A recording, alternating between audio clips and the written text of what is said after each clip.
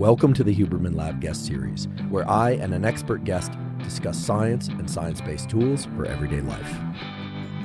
I'm Andrew Huberman, and I'm a professor of neurobiology and ophthalmology at Stanford School of Medicine. Today's episode is the third in the 6-episode series on fitness, exercise, and performance.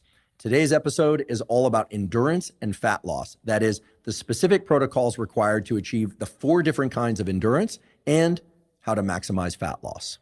Dr. Andy Galpin, great to be back.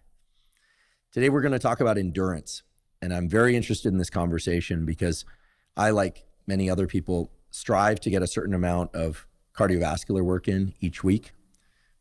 Maybe a long-ish jog, maybe a swim, ride the bike, etc. But when I think about the word endurance, the idea that almost immediately comes to mind is about doing something for a long period of time repeatedly. But I have a feeling that there are other ways to trigger this adaptation that we call the endurance adaptation. So I'm excited to learn about that. I'm also excited to learn about the fuel systems in the body that allow for endurance and other modes of repeated activity.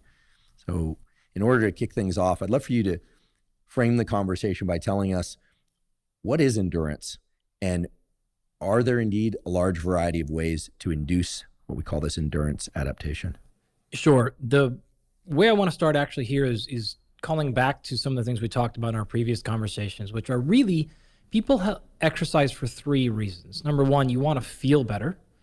Number 2, you want to look a certain way. And then number 3, you want to be able to do that for a long time, right? So you need, the way that we say it in sports is look good, feel good, play good, right? So I want some sort of functionality to be able to perform a certain way, whatever that is for you.